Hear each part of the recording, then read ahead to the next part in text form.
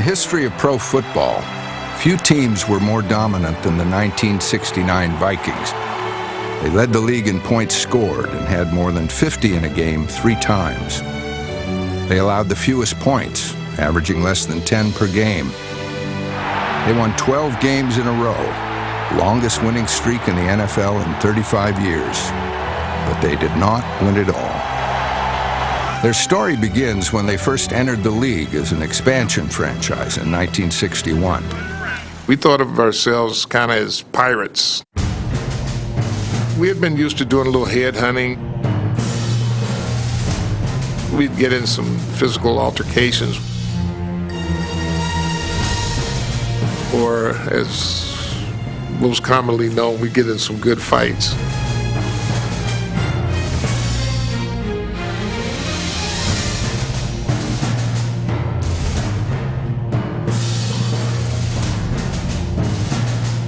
The fight that rocked the franchise was one between head coach Norm Van Brocklin and quarterback Fran Tarkenton. It was a tough mix. Tarkenton was a preacher's kid. Come on, Betzel, let's go. And Van Brocklin talked like he was from the streets. All right, 22 more on, 22. Come on, Archie, get your ass off the field. Come on. He could put together a string of curse words that were funny to me. I mean, hysterical. But you can imagine with a preacher's kid, they just didn't have a real good relationship. The breaking point came in 1966. In a game televised in Tarkenton's home state of Georgia, Van Brocklin benched the future Hall of Fame quarterback. Of course, it had a great effect on Tarkenton. He just thought that was the biggest insult. The Vikings lost and finished the year in last place. At the end of the season, Tarkenton asked to be traded and was dealt to the Giants. Van Brocklin resigned. The Vikings replaced Van Brocklin with the successful Canadian Football League coach, Bud Grant. Grant began molding Van Brocklin's Pirates into disciplined soldiers. He started getting the people to line up for the national anthem. We practiced that just like we practiced to play. I didn't like the way we stood and scratched and moved and chewed gum and spit and had helmets on the ground. We practiced standing, our toes on the line, helmet up under your arm, no scratching. And we thought, man, this guy's nuts. You know, he's really crazy. But there was method to his madness. After getting the players in line, Grant reassembled the team's personnel. We didn't have the quarterbacks I felt were qualified to get us going. I said, hey, there's a guy in Canada, won Grey Cups up in Vancouver and beat us many times. So we went and got Joe Kapp. In 1967, Joe Kapp left the CFL and his off-season job at a food company. I sold more Squirrel brand peanut butter than anybody in the history of peanut butter. And so that's why they call me Nutty Joe. There may have been another reason.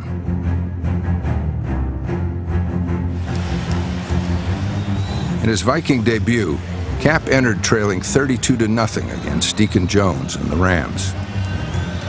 And so I go in there, I got to do something different. So we get to the line of scrimmage, and I said to Deacon, Q! His game echoed his personality. Don't be calling me no cookie.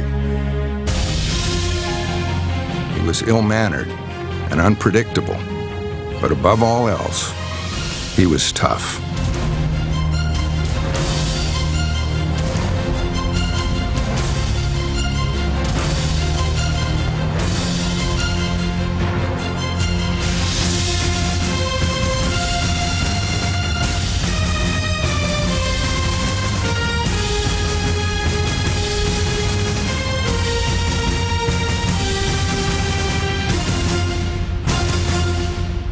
I could have been nice, but I don't think I played nice. I don't like to be nice in the middle of a contest. Nothing about Kapp was nice, not even his throws. I did not use the laces. I did not use the laces, and that's probably unique. He threw some passes that they looked like ducks, but they got in the hands of the receivers. If that's what they're seeing, I mean, I can question their vision or their judgment on what's a spiral. I think over the years... Those who questioned Cap did so at their own peril. The best national... First of all, I don't like any of this. I don't like any of this discussions about these quarterbacks. How the do I talk about that? Damn, you're asking me to make these all-time statements for 30 million people, and I'm going on record here, you know, and you could spend an hour on each question. We needed somebody to kind of get this team off the mark, and Joe was that kind of a guy. Could he throw the ball with spirals? Can he throw it long enough, accurate enough? I hadn't measured all those things. All I knew, he was a winner. The nicest thing he ever said about me was, Joe Cap will never stop looking for a way to win the game. That's what I got from it. On the other hand, the only thing he ever said to me personally up close was 3 words: get a haircut. Grant's cleanup of the Vikings was quick and dramatic. In just 3 seasons, they became one of the least penalized teams in the league and the most dominant in all of football. But they would finish 1 win short of becoming Super Bowl IV champions.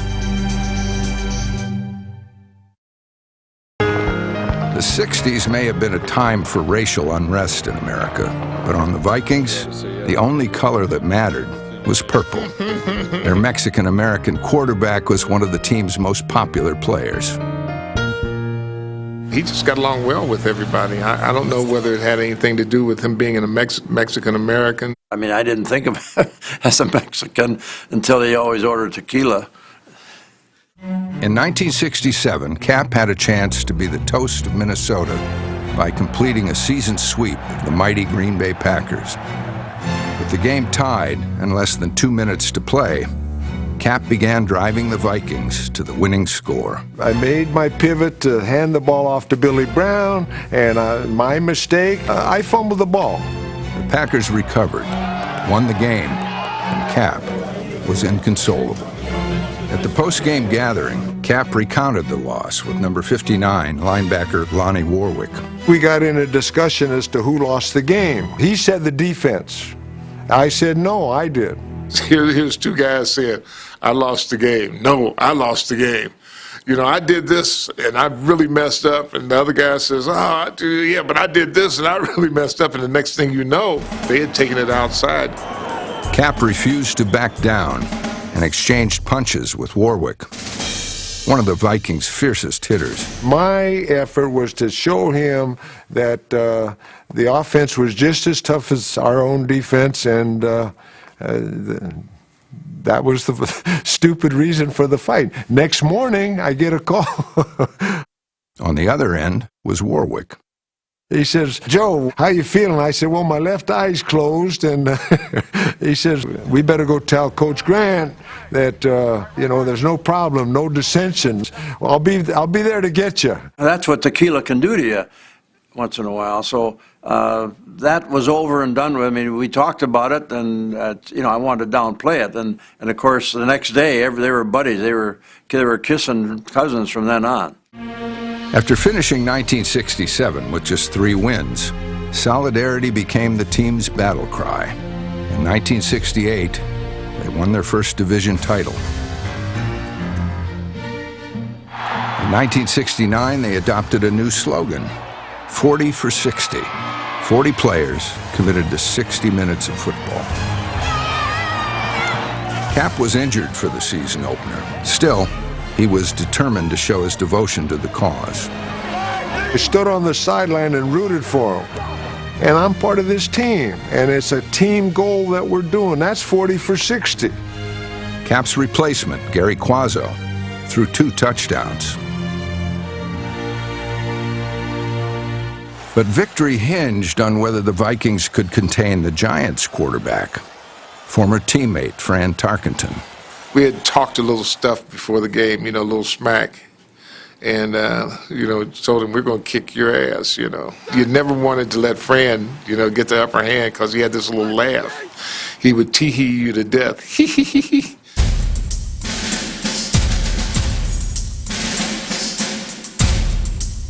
The Vikings defense silenced Tarkenton for most of the game.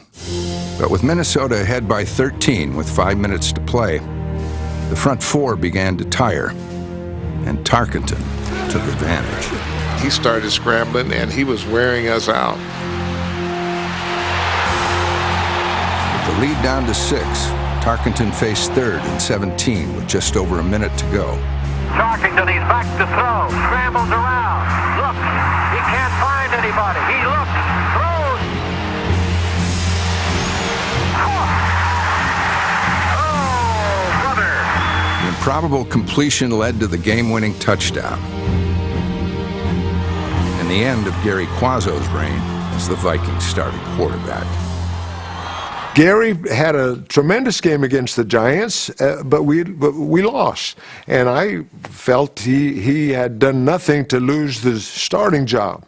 So on the Wednesday, Bud says that I'm going to start. And I started to say, but he walked away. The intention all along was that, Cap was going to be our quarterback. I know Joe's mentality. Joe responds to challenges. He's ready for Baltimore, believe me. The Baltimore Colts, the Vikings' Week 2 opponent, were the defending NFL champion. In the 1968 playoffs, they eliminated the Vikings by attacking Cap.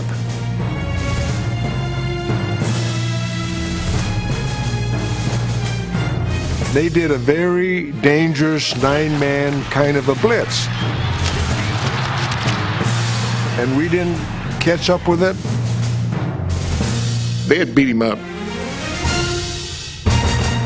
He was out for revenge. I looked at that film all off season. So when they came to us in the 69 season to play up at Met Stadium, that same blitz didn't work for them that day.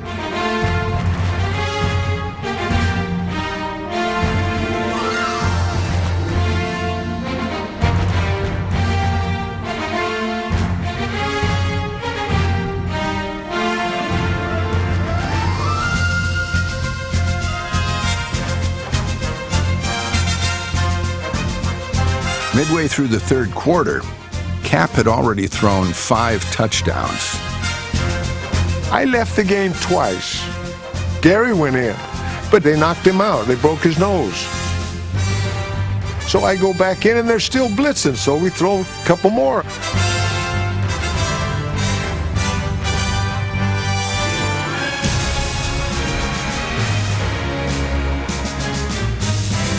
Against one of the best defenses in football, Cap threw 7 touchdowns. No quarterback has thrown 7 in a game since. There's 7 touchdown passes that day. We did that, and at least 5 of them are spirals. Time for kickers, punters. Bud Grant was a rarity in coaching circles. He believed in few words and short practices. 9:30 bus. That's it. I've got a wife and 6 kids. Huh? Sit up here with that. I got a family to feed. The way to make a living is basically what it was. Grant was able to detach himself from football, but not from his players. One in particular. A lot of people ask, who is your best football player? Well, as a coach, you can't go there. So how do I describe Jim Marshall? He's a special football player, a special man. And if it wasn't for Jim Marshall, I wouldn't be here today. I love Jim Marshall. Marshall, number 70, personified the Bud Grant standard. He always played smart. He always played hard. But most impressively, he always played. He had that great capacity of bouncing back from serious bruises and contusions and play. Not only play is easy, but play at the level that he sets for himself, I think was the most amazing part of it. You know, there were times when I was legitimately sick in the hospital. And but I don't know what it was when they got to be game time. There was just something there. It don't break my neck. Jim, I think you're ready. I'm not dead. When God was making defensive ends, they made Jim Marshall. And then everything else followed, okay? When you change coaches, you got different personalities and different, not necessarily ruled, but mode of operation. And the thing that Jim Marshall, he bought it. He bought what I was saying, and I could see it in his eyes. And so right away, everything went through Jim Marshall. Ready? See, I got you again. If Meredith finds out that he can get us, then he's going to run us to death on that quick count, and we can't afford to have that. If there was a player that would rah-rah and go jump and show disrespect to the other team, Jim Marshall would have had him by the collar. Come on, Lonnie. Hey, don't start. Look, man, play on the field. Come on, let's have a nice clean one, okay? Come on, we don't want to have a fight and stuff, man. Looking. Ironically, the Viking that tried to get everyone to do right made one of the biggest mistakes in NFL history. For the first down, loses the football. It's picked up by Jim Marshall, who's running the wrong way. Marshall is running the wrong way, and he's running it into the end zone the wrong way, thinks he scored a touchdown. He has scored a safety. His teammates were running along the far side of the field, Russ, trying to tell him to go back. He paid no attention. I played well the rest of the game. I caused a fumble that we scored the winning touchdown on.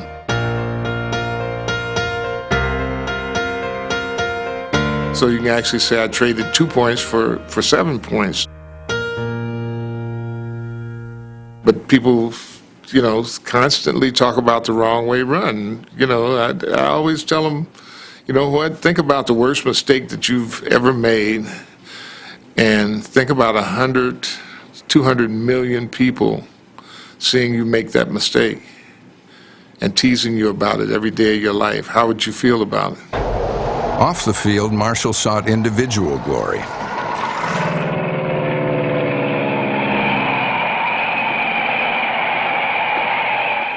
As a Viking, he was part of a foursome.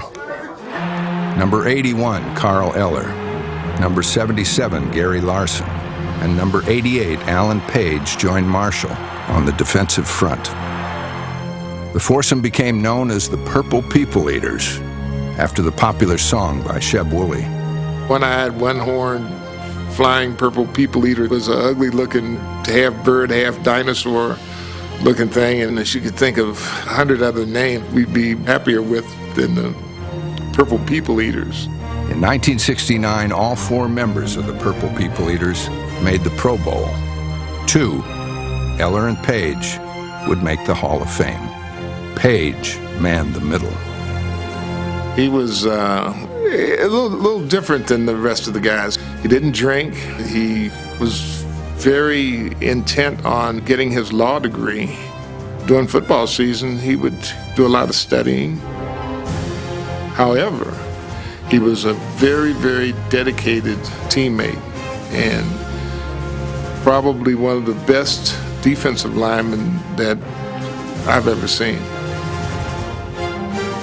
If Page was the brain and Marshall was the heart, number 81, Carl Eller, nicknamed Moose, provided the attitude.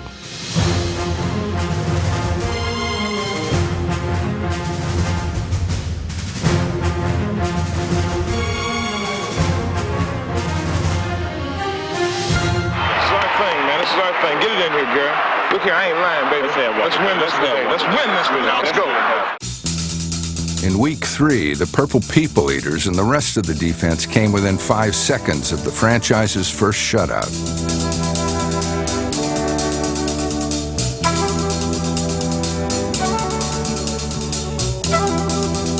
The next week, they blanked the Bears.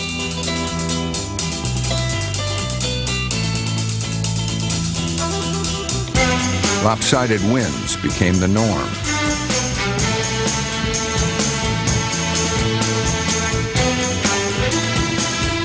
After their 9th straight win, a championship season looked inevitable. And the Viking players began to see themselves as invincible.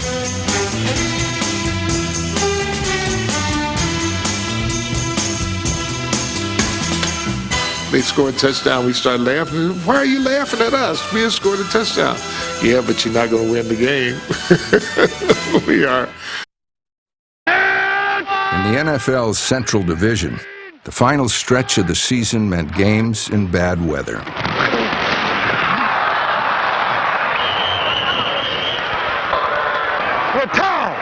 I was told that, Joe Cap will do real well in Minnesota because he's been to Canada. But you never get used to it, and that's one of Bud Grant's coaching points, that nobody can ever get used to it. You just have to mentally get yourself prepared. He had stories that he would tell us. One of them was a story that he told us about building the Alaskan pipeline. We were behind schedule because it was too cold. We'd put people on the bulldozer, and they'd drive the bulldozer. Pretty soon they got to get down and get a cup of coffee and get warmed up, get more clothes on, go back out. We were way behind. And finally the Eskimos were up there. They learned how to ride the bulldozer, and they put them up there. Well, they sat there all day. Obviously, the Eskimo has some advantage. They tested the skin on the Eskimos, and they tested, metabolism and everything else, and they came to the conclusion that there was absolutely no difference. The only difference was that the Eskimos, when they went out and sat on the bulldozers, they expected to be cold, but they knew they had a job to do. Well, we're going to be cold, but we can still play football. So he convinced us, and we bought a ticket to that story. Grant banned heaters from the Minnesota sideline. With only the thought of victory keeping them warm, the Vikings met the Lions in Week 11. This game was Thanksgiving, and it was snowing, raining. They didn't take care of the field very well. Despite the conditions, Jim Marshall and Alan Page combined for one of the year's remarkable plays. The Vikings added another shutout and improved to 10-1. The thing that you prove is, of course, that you can play when it's cold. That's been proven many times in the NFL, and you can play when it's cold. So that's what we wanted to emphasize. At the Vikings Metropolitan Stadium, both teams shared the same sideline, and crafty veterans knew how to get around Grant's heater ban. Your opponents would be sitting about 20 feet away from you, and they had great big heaters and stuff blowing all over. So you always made it a point when you came off on the sidelines, you'd always run down past their bench, and you could get a little warmth, as you ran past. Despite the occasional cheat, the ability to withstand the cold became a matter of pride among the Viking players. You watch the Vikings come on the field, we don't have sleeves. Nice day. And I remember Bill Brown walking down in front of the other team, scratching the scabs off his arm, letting it start to bleed before the game in the cold weather. Just, a little psychological thing that they got involved in. They bought it, but they did it more than I did. I just said, left it up to them, and they parlayed it into an advantage for us. And yes, I think it was an advantage, and but not much, 1.5 maybe. The Vikings parlayed the makeup of Metropolitan Stadium and the 20-foot Viking statue that stood in the end zone into another psychological advantage. And the sun would drop over the back of the stadium. Wind would come up. The temperature would drop 10, 15, sometimes 20 degrees. We would, under our breath, start saying, Odin, Odin, Odin, Viking god of war. All of a sudden, the wind would come. Odin, Odin. This chill would come through. You see your opponents going, what manner of men are these? These dudes are crazy. They thought we had some kind of a spiritual thing going on, and it was simply that it was going to get cold. In Week 13, the Vikings played the snowiest game in Minnesota history. Oh, he's got it! He's got it! The conditions did little to cool Joe Cap's fiery spirit. Wait a minute! Down 7-3, Cap lobbied Grant to let him throw. Whose ball we playing with? Let's go now. That's our ball. And Joe kept saying, well, when are we going to open up, Coach? I really feel that we can run up there and I can just 34, 35 punch at them. Field conditions aren't that conducive to that kind of a game. And I'd say, Joe, as long as the game is this tight and it was close, we'll just do what we're doing. Need something, maybe something with a stop or a check. I'm thinking flats and wire bootleg. Flat is tough too. He was a real ally on the sideline, even though you knew he was Mr. Conservative. It's an 81 divide or something. That basically played us so we can 61 3-stop something to. If I'd have truly listened to him, I probably wouldn't have made it in the NFL because I had to get more offense going. I had to take control of the signal calling where I did it my way. Oh, the man hold you back. The man hold the horse back. Finally, along the fourth quarter, we're behind, and I said, okay, Joe, we're going to open up now. I got Gene Washington. I said, Gene, we're going to split the zone. Now, how do you want the ball? You want the laces up or on the side, or where do you want the laces? Boom. Back to pass. Sets up, trying to throw deep. He's got his man out there. Got it at the 15, the 10, the 5. Washington over for a touchdown. Team Washington. The win was the Vikings' 12th straight. For the playoffs, the Vikings would enjoy home field and all the advantages that come with it. The Vikings finished the regular season 12-2. At the annual awards banquet, Joe Kapp was named the team's most valuable player. Here I am at the banquet knowing that the reason for our success is every department, every player contributed to this thing. I know for a fact that there is no most valuable Viking. There are only 40 most valuable Vikings. This team has earned this thing together, and thank you for, saying so, but I don't want it. 40 for 60, put it that way. I just can't accept this. Thank you. It was spontaneous. I just couldn't accept it. The credo of 40 for 60 is more valuable to me.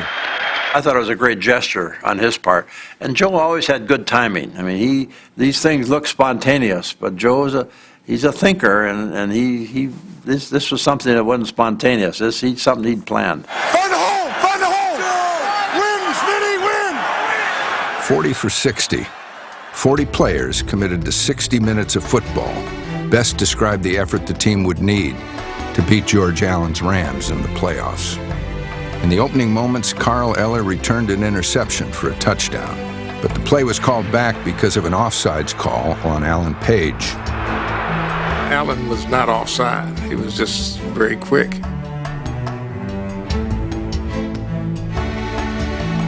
It took a while for the Vikings to recover. Roman Gabriel threw 2 first-half touchdowns.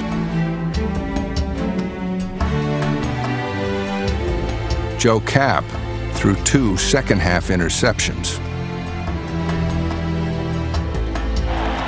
The Vikings trailed 20-14 in the fourth quarter, and their championship run was in jeopardy. On occasion, if I didn't see the defensive end protecting for the bootleg, I'd keep the ball.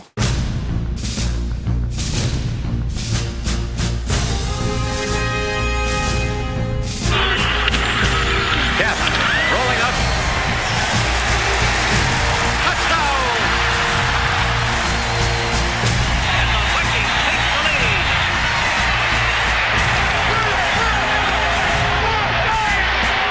The Purple People Eaters now had to protect a 1-point lead.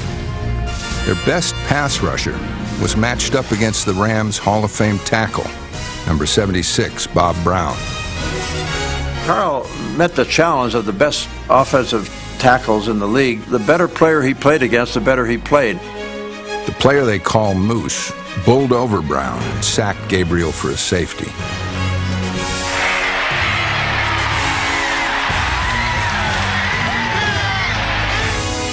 In the final minute, the Rams made one last charge.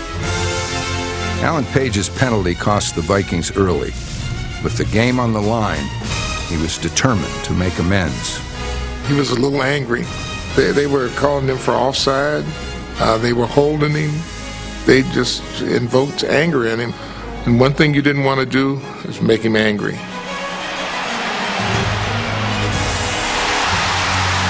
Intercepted on the 45, the 50, the 45, the 40, and out of bounds at the 25. That'll bring the game to an end.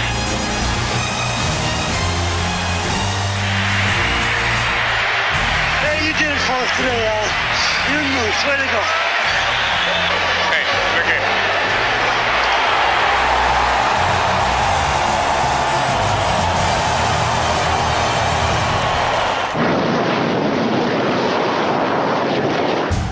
Cleveland Browns and sub-zero temperatures stood between the Vikings and a spot in Super Bowl IV. Neither were any match for the resolve of Joe Kapp. We're on the 5-yard line, and it's icy field. We called Bill Brown over the middle. We misconnected. I just don't go down. I'm going to go make the score. Slips the tackle, goes over for a touchdown. Kapp, I believe, wanted to give the ball to Bill Brown. Watch, it's a busted play. They ran into each other. Instead, Kapp right up the middle, and you see what happened. 6 points. Later in the game, I called a short pass, and it was covered. I looked on this side, it was covered. So what do? So I'm running down the field. If I had any kind of speed at all, I would have gone all the way. But then there's this obstacle. His name is Jim Houston. And I put all my moves on him, both of them. He ran right through him. Houston went down and was out cold. Joe got up and Houston laid face down on the field. I'm sure to his embarrassment to this day, because he was certainly their best linebacker, maybe even their best defensive player. Bud Grant has led the Minnesota Vikings to the championship of the National Football League 27-7. And it's nothing but pandemonium here at Metropolitan Stadium. It was a little hazardous trying to get off the field. It was like a massive crowd running at you, and you had to try to get between the people and get off the field. We didn't have the security we got now. Now they throw you in jail if you get on the field. In those days, everybody in the whole stands wanted to be on the field. Tore the goalpost down and that type of thing. Some guys just stopped. You know, they just stood there, and people just jumped on them.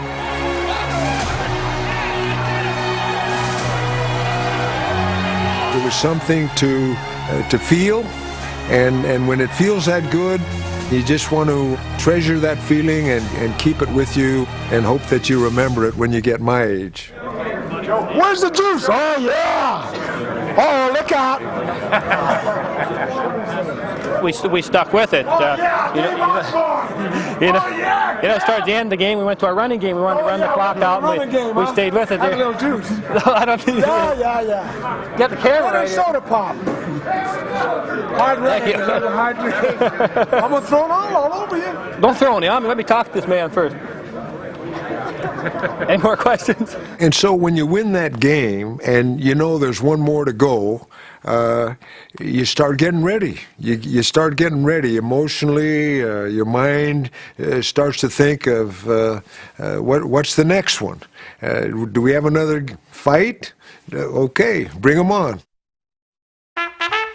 Super Bowl IV was the last game before the AFL and NFL merged. It was supposed to be the final display of the NFL's dominance. The Vikings were expected to beat the Chiefs by 2 touchdowns. In the pregame ceremony, a Viking in a balloon lost his way and careened off course.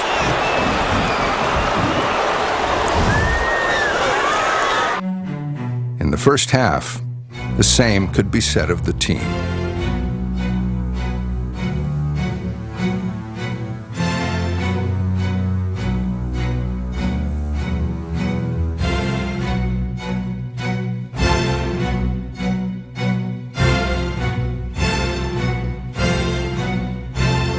At halftime, they trailed 16-0. We never got our blocking straight in the Super Bowl. So that sounds like I'm blaming the offensive line. I don't think we ever, as a coaching staff, and I don't know how Bud would react to this, but I don't think we were quite as smart as we had to be as a play caller in that game. I did not go to the pass on first down. I can critique it to death.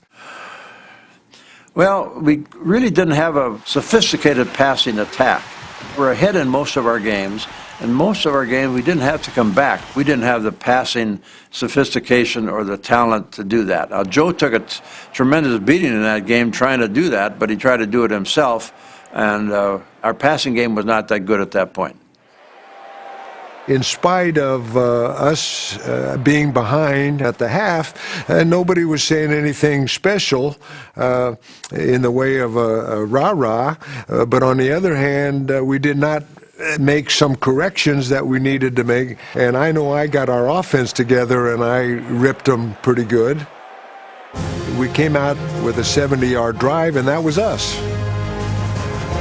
The Vikings cut the lead to 9. Watch a play-action pass, and make sure you keep him in that pocket. They could not get any closer. That ball looked like it had helium in it. You can't float those balls in our league. That's right.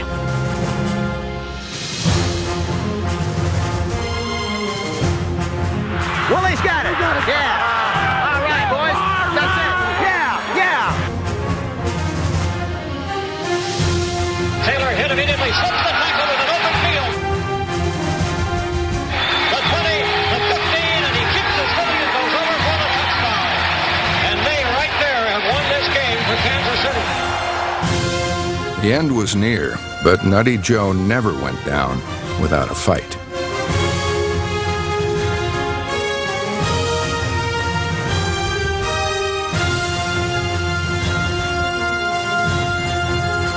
Drop back was not working, so I did a play pass. I knew Aaron Brown was not going to get blocked unless they made some calls that we weren't making, but I called it anyway because we needed a change. Kansas City leading 23-7. And Cap being chased by Buchanan. Now Brown, fumble. Minnesota picks it back up again, and Cap is hurt. Cap had dislocated his shoulder. He was finished, and so were the Vikings.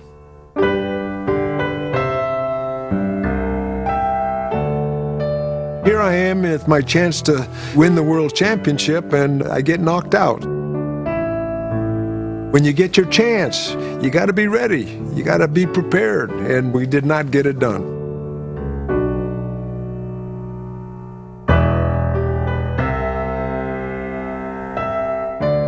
Somebody says winning isn't everything, but losing sure is nothing. And you lose something like that, man, there's a real nothing feeling. It's not one of your most memorable moments today, I guess, Coach. What happened? Well, you saw what happened. We played a fine football team, and I think Kansas City are deserving winners, and certainly you couldn't have a finer team represent professional football as our champion.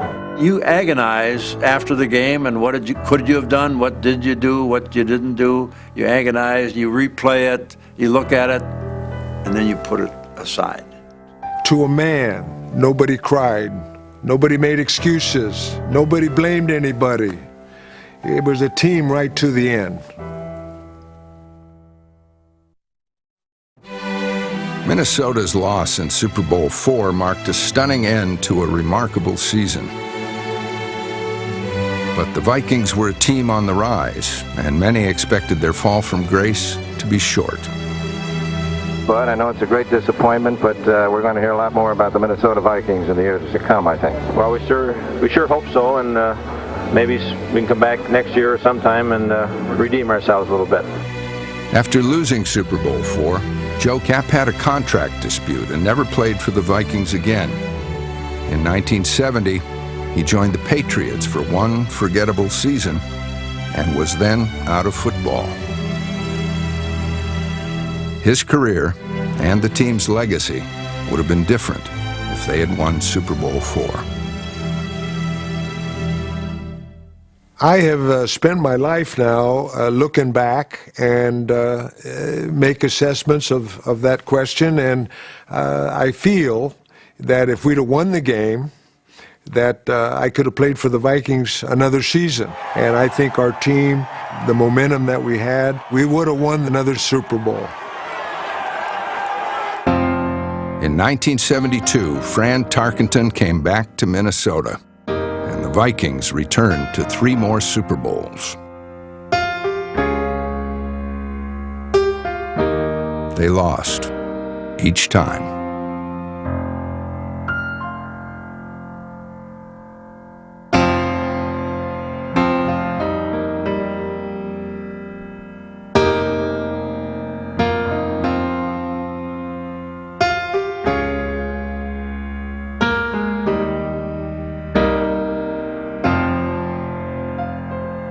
Oh, I've never gotten over it. None of them. Those were 4 opportunities that we had to prove that we were the best in the world, and we didn't do it. We got beat, and each one of the Super Bowls, we got beat soundly. And you never get over things like that. I mean, it still haunts me every day. You got to be able to live with losing.